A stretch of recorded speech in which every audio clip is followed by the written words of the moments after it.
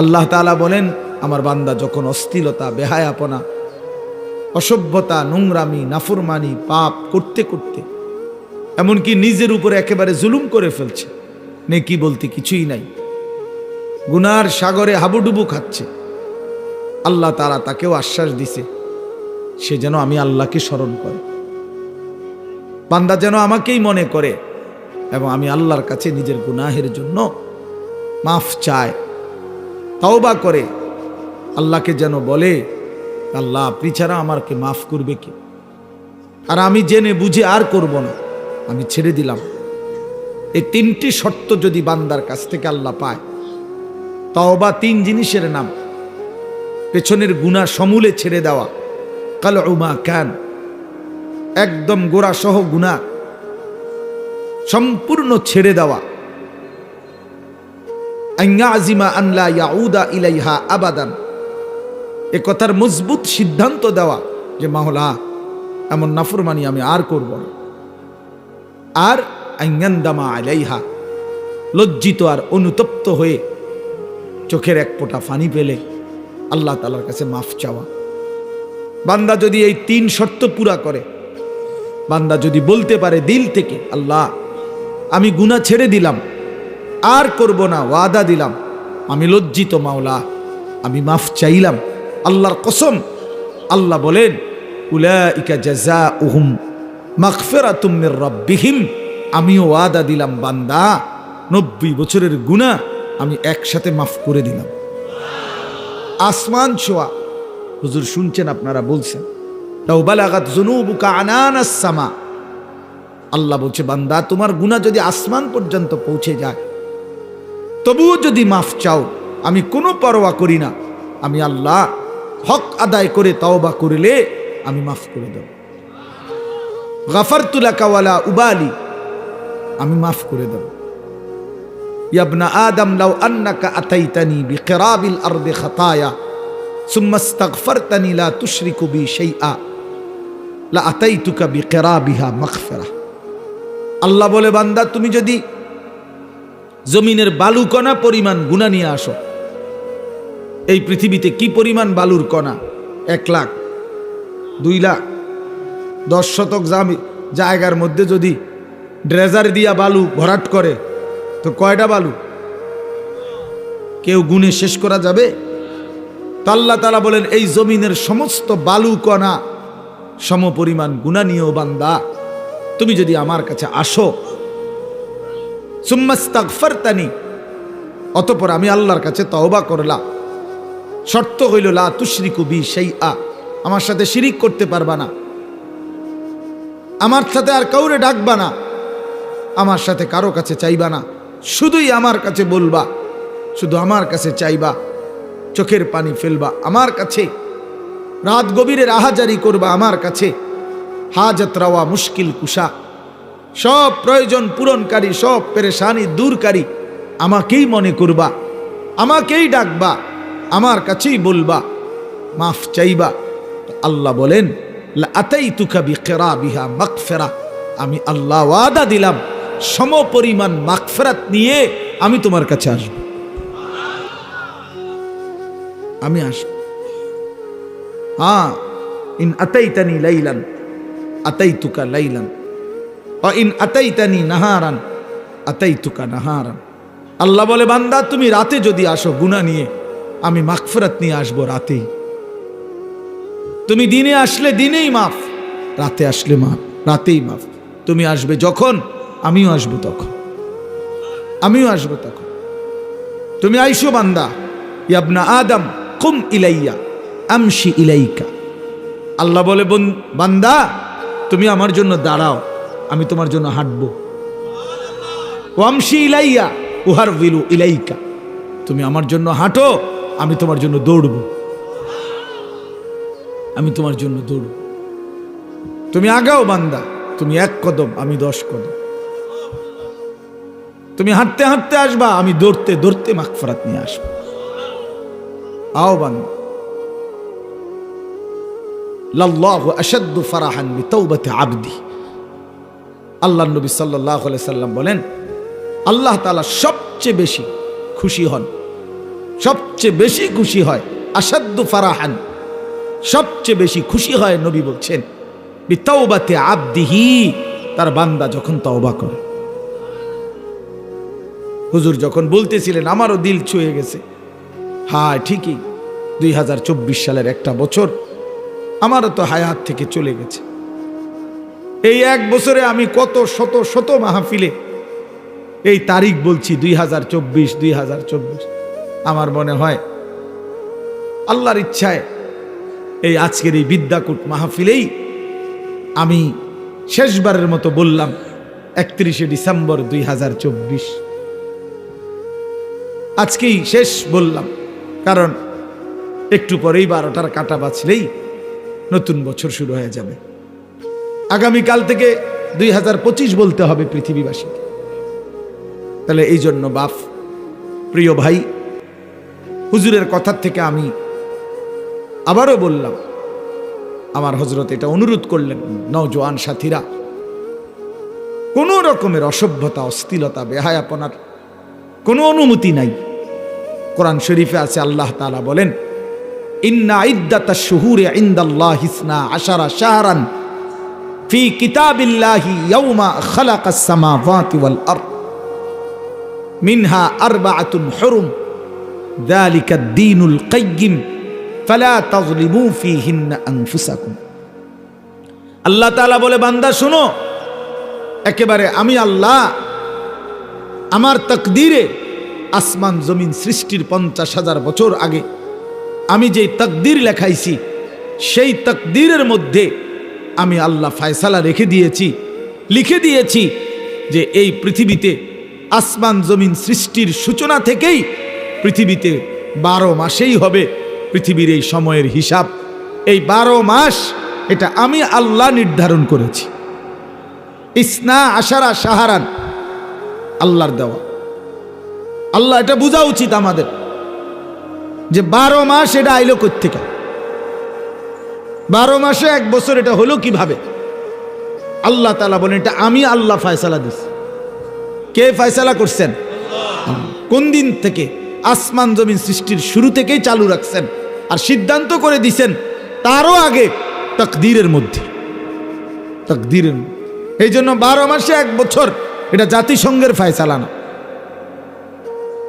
এটা দুনিয়ার কারো ফয়সালা না, এটা আল্লাহ তাআলার ফয়সালা। আবার আল্লাহ নিজেই বলেন যালিকাদ দীনুল কাইয়্যিম, এটা অকাট্য বিধান।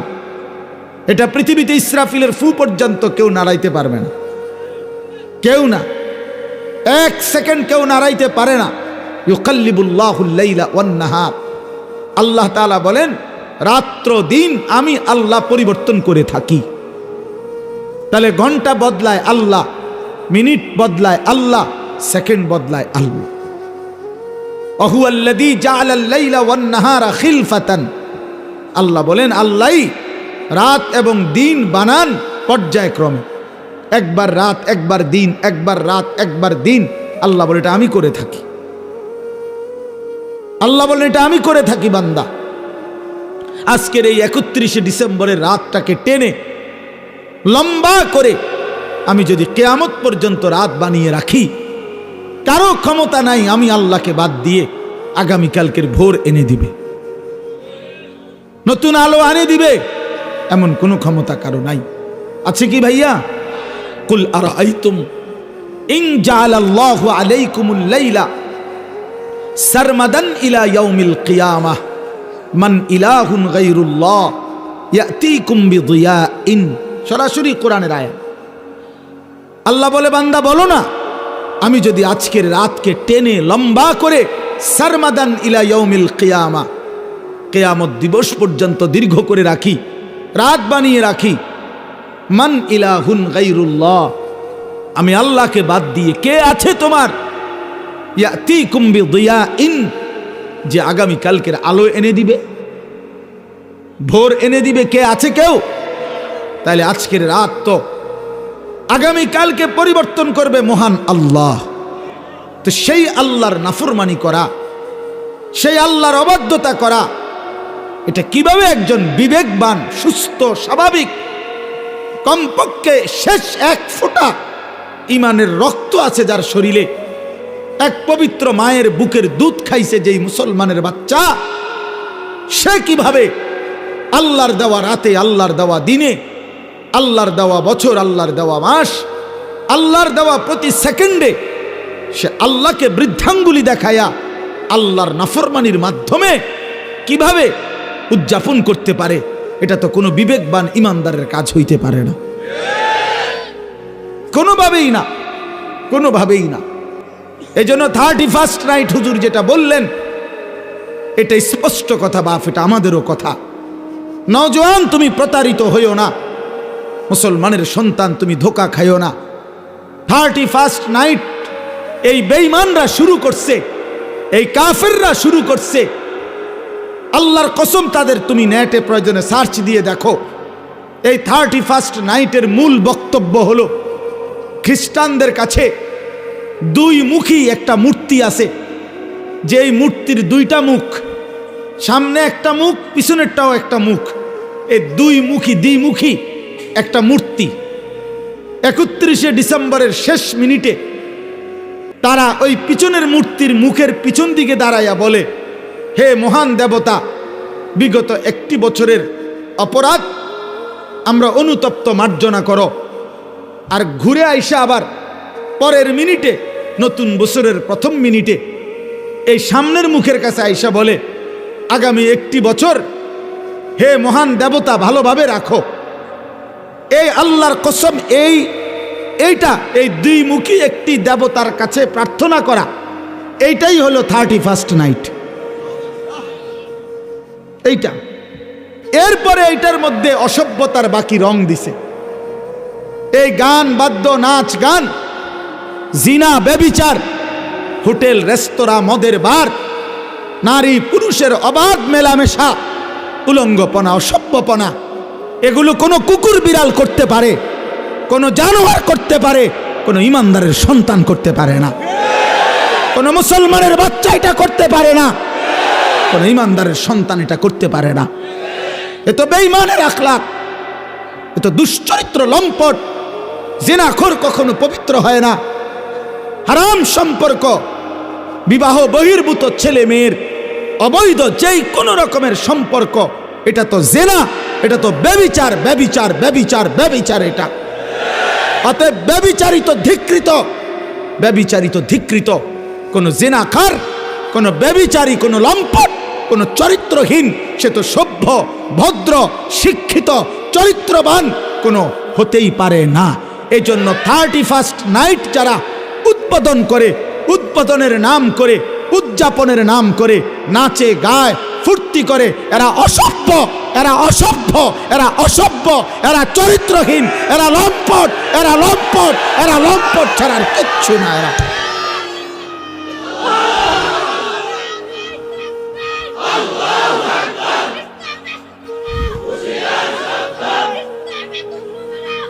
অতএব আমি অনুরোধ করি যুবক, আমার সাফ কথা, আজকে এই বিদ্যাকূটের 10 দিন ব্যাপী ঐতিহাসিক এই তাফসিরুল কোরআন মাহফিল থেকে আমার সমস্ত বুড়া বাপ যারা আছেন, আপনারা বসা থাকবেন, আপনারা বসেন। ওলামায়ে কেরাম যারা বসা আছেন আপনারাও বসা থাকেন। কিন্তু কিশোর, তরুণ, নওজোয়ান, তোমরা যারা এখানে আছো, তোমরা সব দাঁড়ায়া এই বয়স্ক এবং ওলামাদের সামনে ওয়াদা দাও যে 31st নাইটে আমরা থুতু মারি, থুতু মারি, থুতু মারি, থুতু মারি। দাঁড়াও যুবক, দাঁড়াও নওজোয়ান, দাঁড়াও জওয়ান, দাঁড়াও ইমানদার।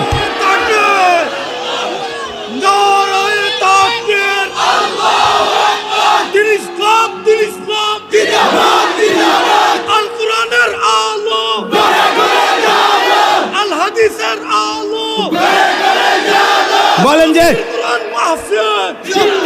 31st নাইটে থুতু মারি, থুতু মারি, বলো থুতু মারি, থুতু মারি।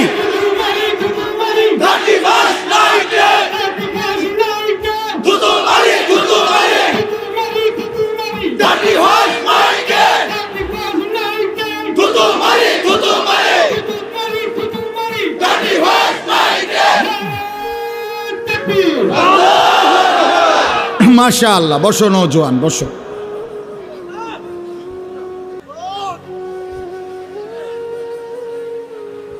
নওজোয়ান তোমরা, আগামীর ইসলাম তোমাদের হাতে ইনশাআল্লাহ, আগামীর কালেমার পতাকা উড়বে তোমাদের হাতে ইনশাআল্লাহ। 2024 সালের বিদায় নিচ্ছে, 2 উইকেট পড়ছে 2024 সালে ইনশাআল্লাহ। আমার ব্যক্তিগত কথা হলো, অনেকে অনেকভাবে 2024 সালকে মূল্যায়ন করছে। আমার ব্যক্তিগত মূল্যায়ন হলো 2024 সাল উইকেট পড়ার বছর। এবছর প্রথম উইকেট পড়ছে 5ই আগস্টের জালেমের পলায়নের মাধ্যমে। এই বছর দ্বিতীয় উইকেট পড়ছে 8ই ডিসেম্বর সিরিয়ার আরেক জালেম বাশার আল আসাদের পতনের মাধ্যমে। অতএব 5ই আগস্টে 1 উইকেট পড়ছে, 8ই ডিসেম্বর আরেক উইকেট পড়ছে। এই জন্য এবছর বোলিং ভালো হয়েছে, কড়া বোলিং হয়েছে এবছর। 24 সাল উইকেট পড়ছে ভালো, ইনশাআল্লাহ আগামীতে আরো উইকেট পড়বে। আগামীর উইকেট ইসরায়েলের ওই কুত্তা প্রধানমন্ত্রী নেতানিয়াহুর উইকেট, ইনশাআল্লাহ ওই উইকেটটাও পড়ে যাবে ইনশাআল্লাহ। ফিলিস্তিনের বিজয় হবে ইনশাআল্লাহ, কালেমার বিজয় হবে ইনশাআল্লাহ। এত রক্ত, এত শাহাদাত, এত খুন, মুমিনের এত রক্তের বিনিময় মহান আল্লাহ দেবে ইনশাআল্লাহ। আল্লাহ আছে, এখনো আছে। যে মালিক 5ই আগস্টের জালেমকে পলায়ন করতে বাধ্য করেছে, 8ই ডিসেম্বরের জালেমকে পলায়ন করতে বাধ্য করেছে, সেই মালিক ইসরায়েলের কুত্তাকেও পলায়ন করতে দিবে ইনশাআল্লাহ। গুজরাটের কসাই ইমানদার মুসলমানকে ইন্ডিয়ার জমিনে গুজরাটে হত্যাকারী যেই জালেম, সেই নরেন্দ্র মোদীর উইকেটটাও পড়ে যাবে ইনশাআল্লাহ। ইনশাআল্লাহ মনে রাখো, অচিরেই যুবক মনে রাখো, বাংলাদেশের গলিতে গলিতে, রাস্তার মোড়ে মোড়ে, বাজারে মার্কেটে, জেলা উপজেলা, গ্রামে গঞ্জে মাদ্রাসা গড়ে উঠছে। মুসলমানের সন্তান দলে দলে আল্লাহর কোরআন পড়তেছে, হাফেজে কোরআন হইতেছে। সমাজের দিন মজুর একেবারে খেতে খামারে কাজ করে, তারাও তাদের সন্তানকে হাফেজ বানাচ্ছে। সমাজের একেবারে উচ্চ পদস্থ ব্যক্তি যারা, তারাও তাদের সন্তানকে কোরআনের হাফেজ বানাচ্ছে। এটাই প্রমাণ করে আগামীর পৃথিবী ইসলামের পৃথিবী ইনশাআল্লাহ, আগামীর পৃথিবী কোরআনের পৃথিবী ইনশাআল্লাহ। অতএব 130 কোটি ভারতীয় বেঈমান আমাদেরকে চোখ রাঙ্গাইলে আমরা এক বিন্দুও ভয় পাই না। 130 কোটি ইন্ডিয়ার বেঈমানকে আমরা গণাত ধরি না, কণায় ধরি না।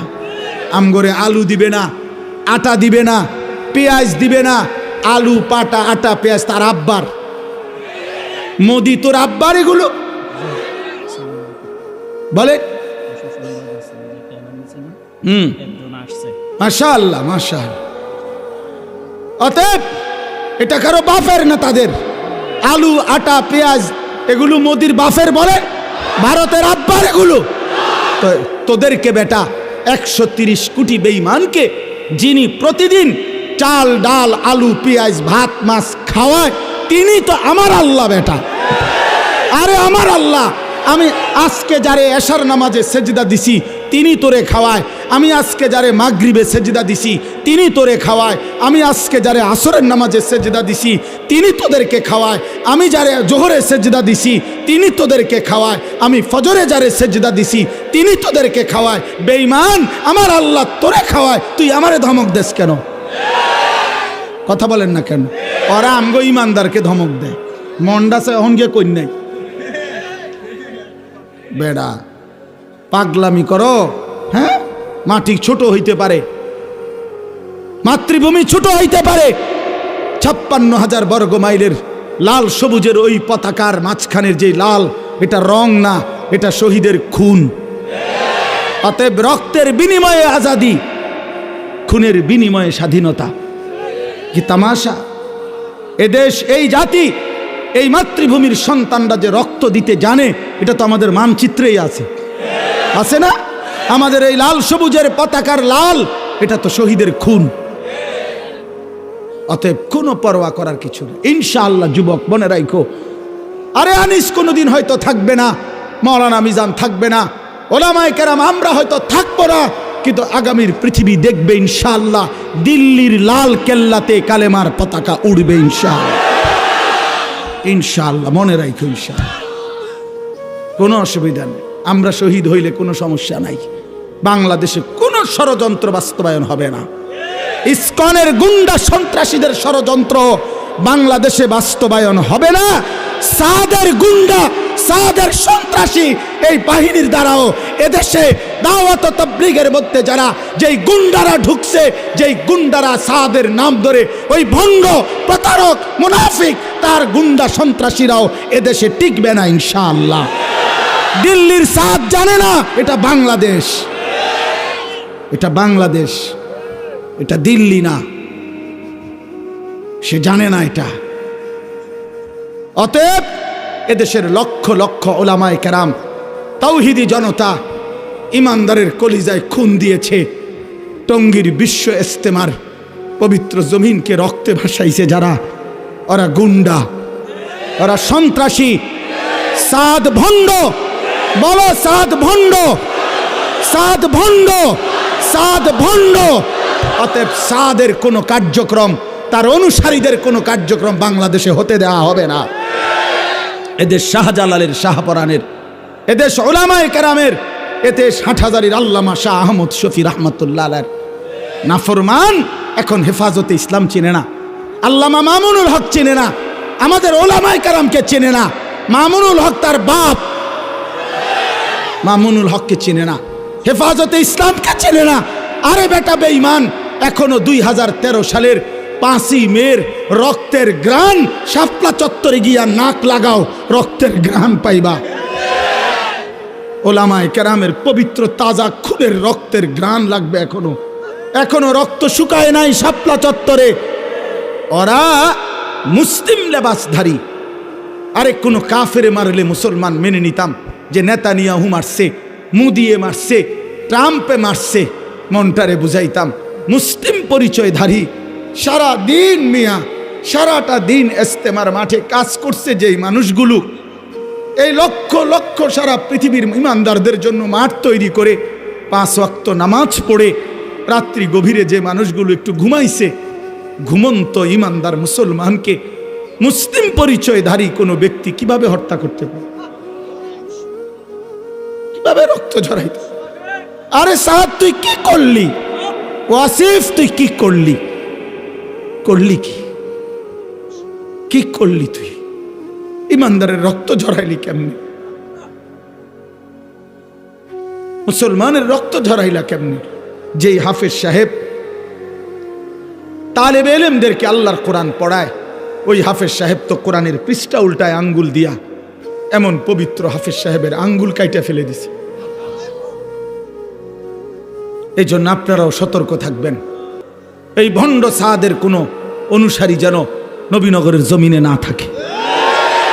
সাবধান মুসলমান, কোন ষড়যন্ত্রকারী বাংলাদেশে তার ষড়যন্ত্র বাস্তবায়ন করতে পারবে না ইনশাআল্লাহ। আল্লাহ তাআলা আমাদেরকে তৌফিক দান করেন। এই যে যুবকদের এই আশা, ইনশাআল্লাহ আপনাদের এই ব্যাপক উপস্থিতি প্রমাণ করে আল্লাহর কোরআনের জন্য এই জাতি প্রস্তুত আছে ইনশাআল্লাহ, দ্বীনের জন্য প্রস্তুত আছে ইনশাআল্লাহ। আল্লাহ তাআলা উলামায়ে কেরামের আহ্বানে আল্লাহর দ্বীনের জন্য আপনারা লড়বেন তো ইনশাআল্লাহ? হাত তুলে বলেন ইনশাআল্লাহ। লড়বেন তো ইনশাআল্লাহ? উলামায়ে কেরামের তত্ত্বাবধানে থাকবেন তো ইনশাআল্লাহ?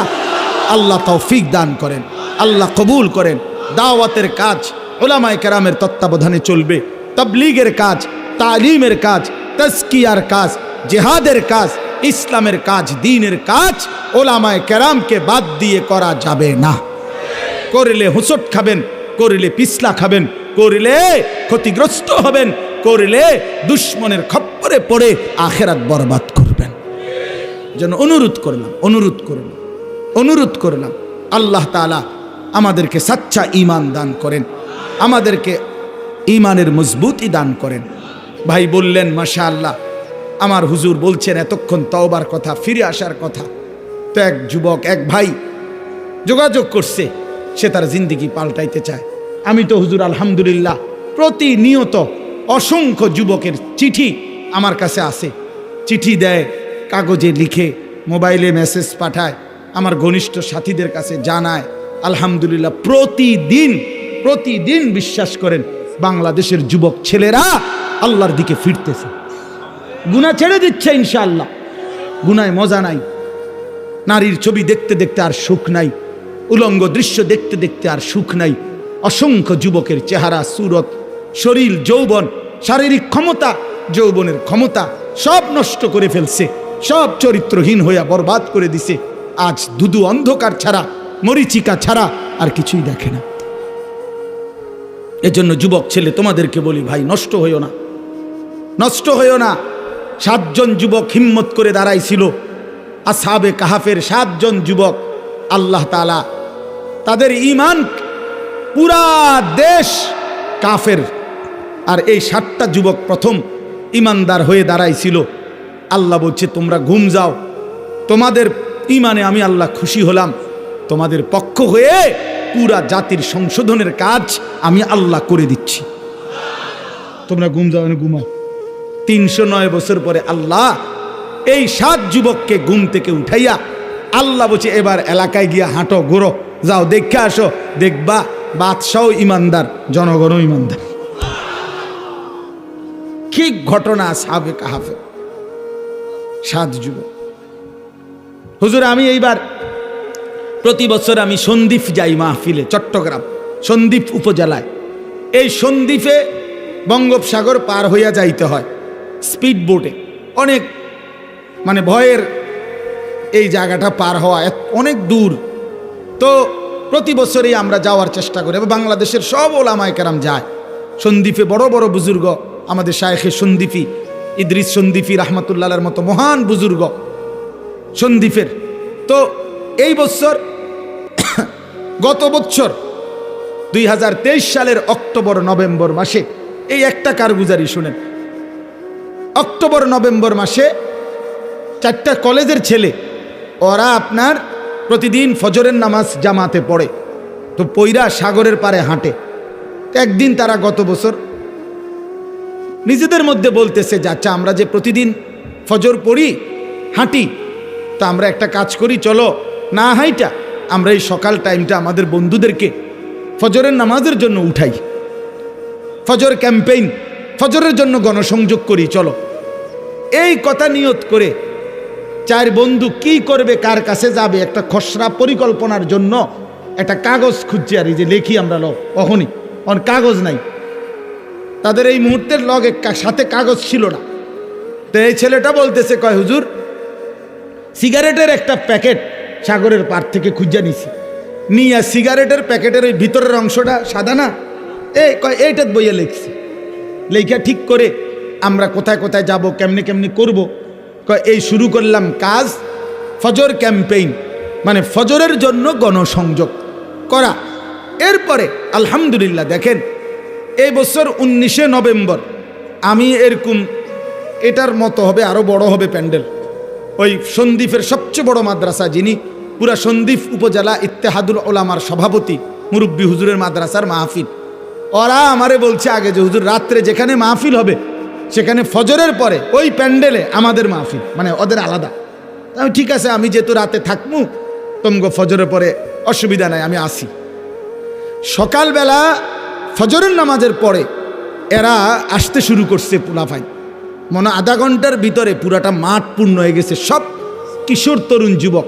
আল্লাহর কসম দাঁড়াইয়া ওরা, এই ছেলে বলতেছে হুজুর আমাদের এই 1 বছরের মেহনতে আমরা এই 4-5 জন যুবক শুরু করছিলাম ফজরের জন্য ডাকা, আল্লাহর দয়া 1 বছরে 4,500 ছেলে লিস্টি করা আমাদের প্রতিদিন ফজরের নামাজ জামাতে পড়ে। কি করতে পারে যুবক? যুবক চাইলেই সমাজের প্রত্যেকের হাতে হাতে মদের বোতলও তুলে দিতে পারে, যুবক চাইলে প্রত্যেকের হাতে হাতে নামাজের মুসল্লাও তুলে দিতে পারে। যুবককে আল্লাহ শক্তি দিছেন, তো আল্লাহ তো শক্তি দিছেনই কাজ নেওয়ার জন্য, না তো শক্তি কেন দিলেন? আল্লাহ তাআলা যৌবন কালকে বলছেন কুওয়াত, শক্তি। আল্লাহুল্লাযী খালাকাকুম মিন দুফিন, আল্লাহ বলছে তোমাদেরকে আমি সৃষ্টি করেছি দুফ, দুর্বল অবস্থায়, তার মানে শিশুকাল। সুম্মা জাআলা মিন বাদে দুফিন কুওয়াতান, অতঃপর সেই দুর্বলতার পরে আমি তোমাদেরকে দিলাম শক্তি, মানে যৌবন। সুম্মা জাআলা মিন বা'দি কুওয়াতিন দু'ফান ওয়া শাইবা, পুনরায় আবার সেই শক্তির থেকে আবার ফিরিয়ে দিলাম দুর্বলতা এবং বার্ধক্য। তাহলে বোঝা গেল শিশুকালও দুর্বল, বৃদ্ধকালও দুর্বল, তাহলে শক্তি কখন? আল্লাহ কোরআনে বলছে।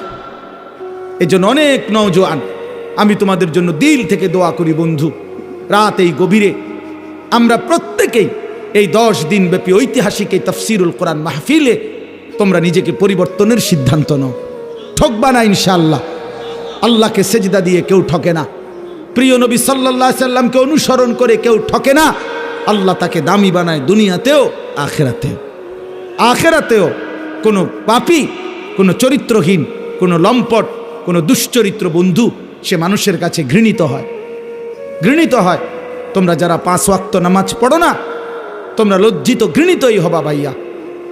আল্লাহ তাআলা আমাদের সন্তানদেরকে বুঝার তৌফিক দান করেন। আমি শুধু আয়াত পড়ছি, অল্প একটু বলি, তাইলেই আমার কথা শেষ। এই কোরআনুল কারীমের এই সূরার তরজমাটুকু বলি। 30 নম্বর পারা একটা ছোট্ট সূরা আমি পড়ছিলাম, 94 নম্বর সূরা। এটা আমার বলার উদ্দেশ্য আছে। এই পড়ার উদ্দেশ্যটা হইল, এটার মধ্যে আমাদের প্রিয় নবী সাল্লাল্লাহু আলাইহি সাল্লামকে সরাসরি আল্লাহ তাআলা সম্বোধন করে নবীজি সাল্লাল্লাহু আলাইহি সাল্লামকে কিছু কথা বলেছেন এবং নবীজির মর্যাদা, সান্ত্বনা, ইজ্জত, আজমত আল্লাহ তাআলা তুলে ধরেছেন।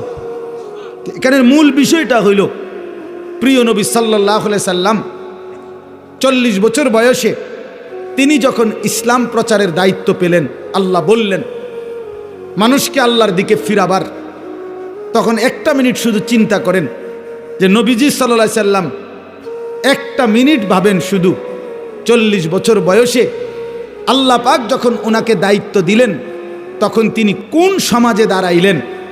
1 নম্বর কথা হলো, আল্লাহ তাআলা তাকে যেই জিম্মাদারি দিলেন, এই দায়িত্ব পালনের জন্য এই মুহূর্তে তার সাথে একজন সহযোগিতাকারী কেউ নাই। প্রথম দিন কল্পনা করেন যে কেউ নাই, উনি একাই। আচ্ছা, 2 নাম্বার, সমাজের ডান দিক থেকে বাম দিকে, উত্তর দিক থেকে পূর্ব, দক্ষিণ দিকে, পূর্ব থেকে পশ্চিম দিকে, অর্থাৎ এই সমাজের নবীর সমাজটা একটা জায়গায় তাকাইলে কোথাও কোনো আলো নাই। কোথাও কি নাই? মানে এই আলো না, ইনসানিয়াত, মনুষ্যত্ব বলতে, মানবতা বলতে কিচ্ছু নেই। আল্লাহ চেনে না, আখেরাত চেনে না, ইবাদত বুঝে না, মৃত্যু কি জানে না, কবর কি বুঝে না, আখেরাত বলতে কিছুই জানে না। পৃথিবীর সমস্ত অপরাধ এক কথায় যা হইতে পারে তার সব কিছু তারা তখন করতেছে, ঠিক কি না? চুরি, ডাকাতি, জিনা, ব্যভিচার, মদ, জুয়া, সুদ, ঘুষ, ধর্ষণ, নির্যাতন, লুণ্ঠন, ছিনতাই, রাহাজানি, মূর্তি পূজা, শিরিক, কুফর, সব কিছু 16 আনা। এখন এই অবস্থায় একটি গোটা পৃথিবীর মানুষকে সংশোধনের জন্য একজন রাসূলকে দায়িত্ব দেওয়া হইল। উনি যদি 1 মিনিট চিন্তা করে, হায় আল্লাহ, কোন দিক দিয়ে শুরু করবো, কেমনে শুরু করবো, বুঝামু কেমনে, কারে কমু কিতা, যে এই পরিমাণ সদর বদর, এটি বাইল করমু কেমনে আমি, ঠিক না কথাটা? চিন্তা করলে কি পরিমাণ অন্ধকার। আমরা ইতিহাসের বইতে বলছি যে 3W ছিল আরবের মানুষদের নিত্যদিনের অভ্যাস।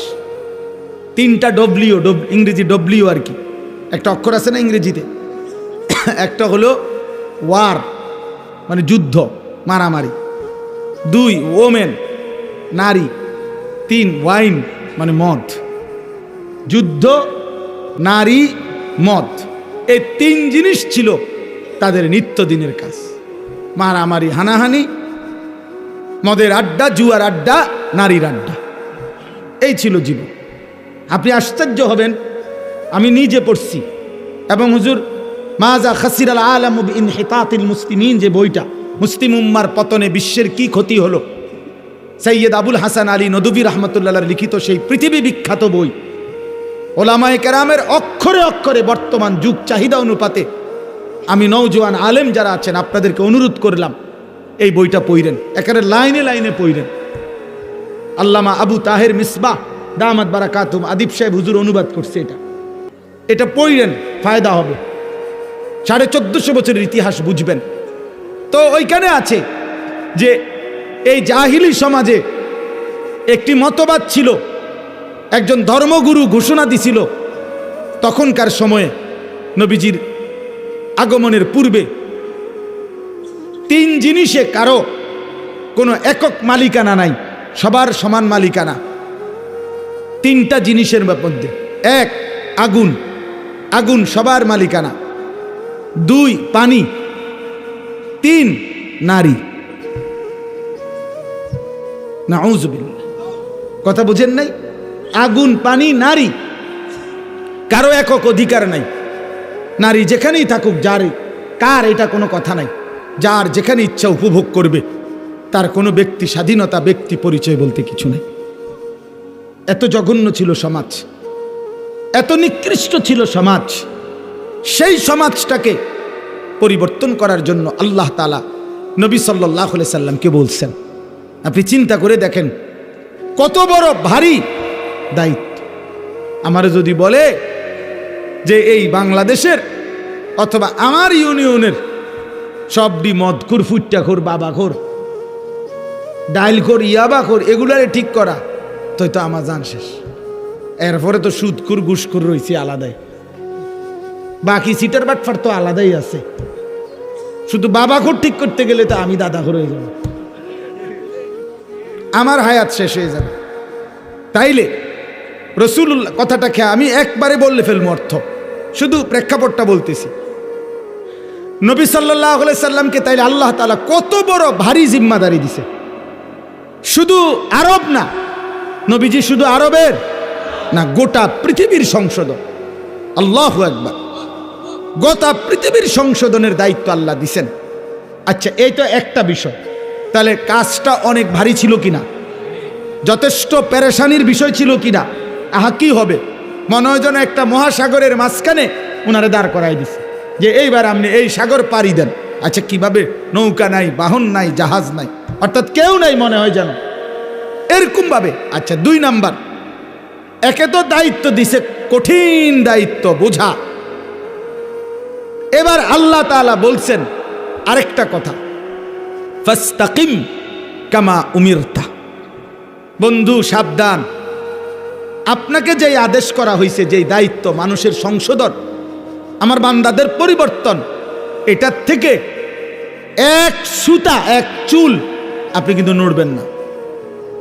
ফাস্তাকিম, মজবুত থাকেন, অটল থাকেন, অবিচল থাকেন, সুখে থাকেন আর দুঃখে থাকেন, জুলুম করুক, অত্যাচার করুক, নির্যাতন করুক আর বিদ্রুপ করুক, পাথর মারুক আর উটের নারী ভুড়ি চাপায় দোক, আপনারে পাথর মারুক আর যাই করুক, আপনার পেটে ভাত থাকুক কিংবা না থাকুক, আপনার সাহাবীদেরকে অত্যাচার করুক আর শহীদ করুক, ফাস্তাকিম, আপনি কিন্তু এক সুতা, এক চুল নড়বেন না।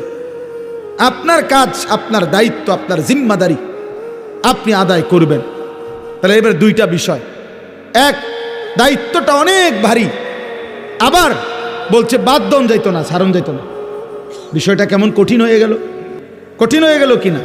রাসূলুল্লাহ সাল্লাল্লাহু আলাইহি সাল্লাম এই পেরেশানি, চিন্তা, উম্মতের ফিকির, সংশোধনের ফিকির, মানুষকে আল্লাহর দিকে ফিরাবার ফিকির, নবীজির অবস্থা হয়েছে যেন এমন যে কোমর বাঁকা যাইতেছে, অর্থাৎ টেনশনে, আহা আমি কি করব, কিভাবে করব? তো আল্লাহ তাআলা বলেন, বন্ধু এই সব কিছুর মোকাবেলায় আপনি শুধু এবার শুনেন, যার আল্লাহ আছে তার তো সবই আছে, তার সবই তো আছে। তা আমি সব ব্যবস্থা করতেছি, আপনারা দায়িত্ব দিয়ে, আমি তো আজার না, আমি আপনার জন্য সিস্টেম করতেছি, সবটা আমি সিস্টেম করে দেব। আপনি শুধু মজবুত থাকেন, আপনি শুধু কাজে নামেন, বাকিটা আমি দেখব। তো রাসূলুল্লাহ সাল্লাল্লাহু আলাইহি সাল্লাম সিদ্ধান্ত নিলেন কাজে নামবেন, আল্লাহর দ্বীন প্রচার করবেন মজবুতির সাথে। তো আল্লাহ তাআলা বলেন, এবার আমার কুদরতি ব্যবস্থাপনা আপনার জন্য শুনেন। 1, আলাম নাশরাহ লাকা সাদরাক, আমি আল্লাহ প্রথম আপনার দিল, আপনার কলিজার ভিতরে এলেম, হিকমত, আখলাক, হিম্মত, ইস্তেকামত, সুজাআত, বীরত্ব যা দরকার আল্লাহর দিন পৃথিবীর শেষ প্রান্ত পর্যন্ত পৌঁছাবার জন্য তার সবটা আমি আল্লাহই আপনার সিনাতে দিয়ে দিলাম। এবার নবী মক্কার কুরাইশদের সামনে হাদিসে আছে একদিন ঘোষণা দিছে যে মক্কাবাসী, আসমানের ওই সূর্য আমার যদি হাতে দাও, চাঁদটাও যদি আমার হাতে এনে দাও, আর আমারে যদি বলো কালেমার দাওয়াত ছেড়ে দিতে, আল্লাহর কসম মুহাম্মদ এক সেকেন্ড আল্লাহর দ্বীনের দাওয়াত ছাড়বে না। এই কলিজার মধ্যে আল্লাহ এমন ঈমান দিয়েছে, ওয়াল্লাহি লা ওয়াদাতুমুশ শামসা ফি ইয়ামিনি ওয়াল কামারা ফি ইয়াসারি ওয়া আমারতুম আন আতরুকা হাদিহি দাওয়া লান আতরুকাহা হাত্তা উনাফিজাহা আও আমুতা ইলাল্লাহ। হয় জমিনে কালেমা বাস্তবায়ন হবে, নয় আমি শহীদ হয়ে আল্লাহর কাছে ফিরে যাব, কিন্তু মাঝখানে কোনো কম্প্রোমাইজ নাই, মাঝখানে কোনো কিছু নাই, এইরকম মজবুত। তাহলে আল্লাহ তাআলা বলেন, বন্ধু আপনার সিনার মধ্যে যা দরকার ইসলামের জন্য, দিন প্রচারের জন্য, কালেমার প্রচারের জন্য, সমস্ত কিছুর মোকাবেলায় আমি আল্লাহ তা পূর্ণ দিয়ে দিয়েছি। 2 ওয়াদানা আনকা বিজরাক আল্লাযী আনকাদা যাহরাক, যেই টেনশন, যেই চিন্তা, যেই পেরেশানি, যেই অস্থিরতা আপনার বোঝার মতো আপনার কাঁধে চাপছিল, আমি আল্লাহ নিজে আপনার সেই বোঝা যা আপনার পিঠ নুয়ে দিছিল, কোমর মনে হয় বাঁকা করে দিছিল টেনশনে, অস্থিরতায়, আমি নিজ হাতে তা দূর করে দিয়েছি, আমি নিজ হাতে দূর করে দিয়েছি। আপনি শুরু করছেন, আমি আল্লাহ একজন একজন করে আপনার পক্ষে ইমানদার আনতে থাকছি। প্রতিটা সাহাবী যারা আপনার হাতে কালেমা পড়ছে, এ তো আমি আসমানের ফয়সালা। উলাইকাল্লাযীনা ইমতাহানাল্লাহু কুলুবাহুম লিত্তাকওয়া, আমি পরীক্ষা করে করে সাহাবী পাঠাইছি, অতএব আপনার বোঝা আমি আল্লাহই হালকা করে দিয়েছি। এরপরে আল্লাহ বলেন, আরো অনেক ব্যাখ্যা আছে, আমি শুধু সংক্ষেপে বললাম। এরপরে আল্লাহ বলেন, 3 নাম্বার ব্যবস্থাপনা হইল, আপনারে ওরা বিদ্রুপ করে। এই মানুষগুলো আপনারে কখনো বলে পাগল, কখনো বলে কবি শায়ের, কখনো বলে আপনি আবলাহ নির্বোধ, আপনাকে জাদুকর বলে, বিভিন্ন কিছু জুলুম অত্যাচার করে, আপনারে বিদ্রুপ করে, আপনাকে লজ্জিত লাঞ্ছিত করে। আল্লাহ বলে, বন্ধু ঘাবড়াবেন না, ওয়ারাফা'না লাকা যিকরাক, গোটা মাখলুকাতের উপরে আমি আল্লাহ আমার পরে আপনার মর্যাদা সবকিছুর ঊর্ধ্বে তুলে দিয়েছি। বাদাজ খুদা বুজুর্গ তুই কিস্সায়ে মুখতাসার, আমি আল্লাহর পরে আপনার মর্যাদা সমস্ত সৃষ্টির উপরে, যেন আল্লাহ মেরাজে নিয়া আরশে আজিমের উপরে দাঁড় করাইয়া আল্লাহ যেন নবীকে বলছে, বন্ধু নিচের দিকে তাকায় দেখেন, আমার গোটা সৃষ্টি আপনার কদমের নিচে, আপনি গোটা মাখলুকাতের ঊর্ধ্বে, আমি আল্লাহর পরে, অতএব এটাই আপনার মর্যাদা। এরপরে আল্লাহ যেন বললেন, বন্ধু ওই আজানে দেখেন আপনার আমার নামের সাথে আপনার নামও বলতেছে, ওই একামতে শুনেন আমার নামের সাথে আপনার নামও বলতেছে, ওই নামাজে শুনেন, ওই দেখেন আমার বান্দা বসে বসে আত্তাহিয়াতু পড়ছে, একটু পরেই খেয়াল করবেন আল্লাহুম্মা সাল্লি আলা মুহাম্মদ, আপনার নামও নিতেছে। ও কবরের দিকে তাকায় দেখেন মুনকার নাকির প্রশ্ন করতেছে আমার বান্দাকে, আমার নামও নিছে, আপনার কথাও জিগাইছে। দেখেন দেখেন দেখেন আপনার কথাও জিজ্ঞাসা করছে। হাসরের ময়দানেও শুনবেন আপনার নাম, জান্নাতেও শুনবেন আপনার নাম। ইদা দুকিরতু জুকিরতা মাই, আমি আলোচিত হলে আপনিও আলোচিত হবেন, আমি আছি তো আপনি বন্ধু আছেন, আমার ইজ্জত সম্মান থাকবে তো আপনার সম্মানও থাকবে। মোহাম্মদ হামেদে হামদে খুদা বাস, খুদা মদহে আফরি মুস্তফা বাস। আল্লাহর প্রশংসায় মোহাম্মদই যথেষ্ট, মোহাম্মদ সাল্লাল্লাহু সাল্লামের প্রশংসায় আল্লাহই যথেষ্ট। এরপরে আল্লাহ বলেন, ফা ইন্না মাআল উসরি ইউসরা, ইন্না মাআল উসরি ইউসরা। আল্লাহ বলে, বন্ধু ঘাবড়াবেন না, আমি জানি দ্বীনের এই কাজ করতে গিয়ে, আল্লাহর দিকে মানুষকে ডাকতে গিয়ে, আমার কালেমার দাওয়াত দিতে গিয়ে প্রতি মুহূর্তে আপনি কষ্ট পাবেন, যন্ত্রণা পাবেন, জুলুমের শিকার হবেন। তবে মনে রাখেন, কষ্ট যদি পান, একটা সুখ বন্ধু 10 বছরে 20 বছরে মুসলমান হইছে যে কয়জন, দেখবেন মক্কা বিজয়ের দিন দেখবেন একদিনে মুসলমান হয়ে গেছে 20 বছরের চাইতে বেশি।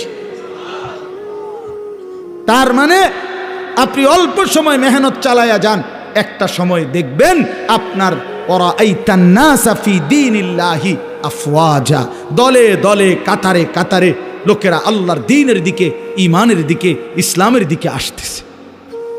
সর্বশেষ কথা হলো আল্লাহ তাআলা বলেন ফাইদা ফারাগতা ফানসাব ওয়া ইলা রাব্বিকা ফারগাব। আমি আগেই বলছি, অনেক ব্যাখ্যা আছে, কিন্তু মূল বক্তব্য হলো এইটা। এই কথার দ্বারা শেষ। আল্লাহ বলছে বন্ধু, আল্লাহ আদর করতে বলছে, যেটা আমার হুজুরও বলতে চাইছিলেন। সারাদিন আপনি মানুষকে কালেমার দাওয়াত দিছেন, তাবলীগ করেছেন, ইমামত করেছেন, সাহাবায়ে কেরামকে তালিম দিয়েছেন, জিহাদের কাজ করেছেন, সারাদিন ব্যস্ত ছিলেন মানুষকে নিয়ে। আপনার পক্ষেও কেউ ছিল, আপনার বিরুদ্ধেও বহুজনের ষড়যন্ত্র ছিল। সারাদিনের এই পেরেশানি অস্থিরতা শেষ করে আপনি যখন রাত্রিবেলা অবসর হবেন, তো রাত গভীরে আমার কাছে আইসেন, আমার কাছে আইসেন বন্ধু। একাকী তাহাজ্জুদের সেজদায়, তাহাজ্জুদের মুসল্লায় আইসেন, আমি আপনার আদর করে হাত বুলায়া সারাদিনের ক্লান্তি মুছে দেব। ইদা ফারাগতা ফানসাব ওয়া ইলা রাব্বিকা ফারগাব। রাত গভীরে আইসেন আমার কাছে, আমি আদর করে দেব, আমি ধুয়ে মুছে আপনার ক্লান্তি দূর করে দেব, আমি আপনারে সোহাগ করব। আমি বন্ধু আপনার ইজ্জত, মর্যাদা, সম্মান, সান্ত্বনা আপনাকে দিতেই থাকবো। ওয়ালাকাদ না'লামু আন্নাকা ইয়াযীকু সাদরুকা বিমা ইয়াকুলুন ফাসাব্বিহ বিহামদি রাব্বিকা ওয়া কুম মিনাস সাজিদিন। আল্লাহ বলে বন্ধু, জানি আমি লোকেদের মন্দ কথা শুনে আপনার মনটার মধ্যে কষ্ট লাগে, তবে যখনই আপনার মনে কষ্ট লাগে আপনি আমার তাসবিহ পড়েন, আমারে সেজদা দিয়েন, আমি আল্লাহ আপনার দিল শান্ত করে দেব। এজন্য রাত গভীরে আবারও ওই কথা আমার হুজুর বলছেন আপনাদের কাছে, শেষ রাত্রের আমল, শেষ রাত্রের কান্না, শেষ রাত্রের রোনাজারি বান্দাকে যেন আল্লাহ তাআলা একান্তই নিজের করে নেয়, নিজের। আল্লাহ যেন বলে, বান্দা তুমি একদমই একা, আমি আল্লাহ তোমার সামনে। বলো বান্দা, তোমার যা কিছু মনের যত কষ্ট, দুঃখ, বেদনা, যা চাওয়া রাতের অন্ধকারে আমাকে বলো, আমি সব দেব, সব দেব, সব দেব। এই জন্য নবীকে আল্লাহ বলছে বন্ধু, সারাদিনের মেহনত থেকে যখন অবসর হবেন, ফানসাব, এবার আপনি আলাদা রাত্রিবেলা পরিশ্রম করবেন, ইবাদত, দোয়া, জিকির, তেলাওয়াত, তাহাজ্জুদ, কান্নাকাটির জন্য আমার দিকে ফিরবেন। আমি আল্লাহ আপনার সমস্ত ক্লান্তি, পেরেশানি, দুঃখ দূর করে দেব। এজন্য শেষ একটা কথা বলি, তায়েফের ময়দান থেকে নবীজি সাল্লাল্লাহু আলাইহি সাল্লাম যখন রক্তাক্ত হয়ে ফিরে আসছিলেন, তখন যেই রাত্রিবেলা যেই আঙ্গুর খেজুরের বাগানে নবী আশ্রয় নিছিলেন, তো সেদিন রাত্রে রক্ত মাখা শরীর নিয়ে আল্লাহর নবী রাত গভীরে একটা লম্বা দোয়া করছিলেন। হাদিসে এই দোয়াটা আছে, লম্বা দোয়া। নবীজি সারাটা শরীর রক্তাক্ত, পায়ের জুতার সাথে লেগে গেছে জমাট রক্ত। এই অবস্থায় রাত্রি অন্ধকারে নবী গভীর রজনীতে আল্লাহ তাআলার কাছে লম্বা দোয়া করছিলেন, চোখের পানি ফেলে। ওইখানে একটা কথা নবীজি সাল্লাল্লাহু আলাইহি সাল্লাম বলছিলেন যে, আল্লাহ আপনি আমারে ইলা মান তাকিলনি, এই মাওলা আপনি আমারে কার কাছে পাঠাইলেন, কার কাছে পাঠাইলেন? ইলা বাঈদিন ইয়াতাজাহামুনি, আপনি বুঝি আমারে এমন দূরের অপরিচিত মানুষের কাছে পাঠাইলেন যারা আমারে, আমি তাদেরকে আপনার দিকে ডাকলাম, তারা আমারে এভাবে পাথর মারলো।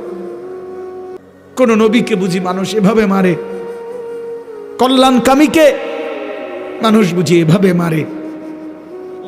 আম ইলা আদুবিন মাল্লাকতাহু আমরি, নাকি আপনি আমার এমন কোন দুশমনের কাছে পাঠাইলেন যার উপরে আমার কোনো ক্ষমতাই ছিল না? আপনি আমারে কার কাছে পাঠাইলেন?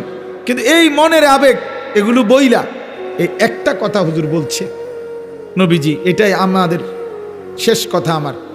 নবীজি তখন বলছে, আল্লাহ যা বলছি তা তো মনের কষ্টে বলছি, কিন্তু শেষ কথা হলো মাওলা ইন্নাম তাকুন আলাইয়া গাদাবুন ফালা উবালি।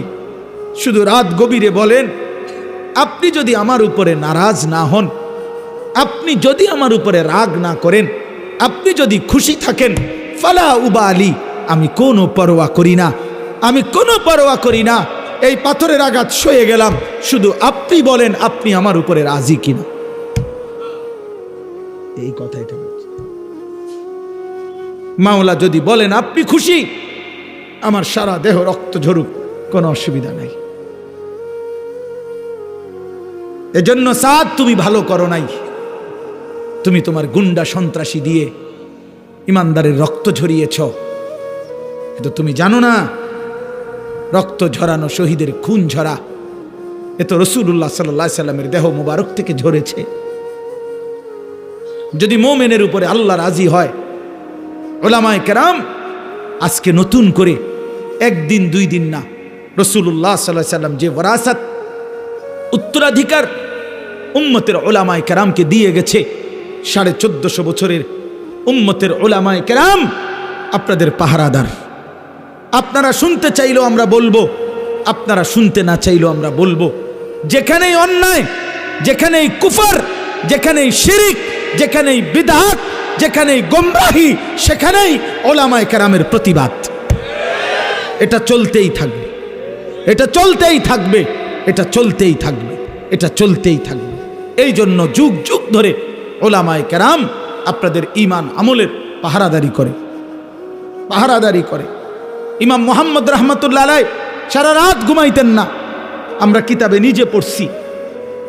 ইমাম আবু হানিফার ছাত্র ইমাম মুহাম্মদ সারা রাত ঘুমাইতেন না, মাসআলা লিখতেন, ফতোয়া লিখতেন। তো উনারে জিগাইতো, হযরত আপনি ঘুমান না কেন? উনি বলতো, জানো এই দেশবাসী আমার মতো এক মুহাম্মদ ছোট্ট, তার উপরে ভরসা করে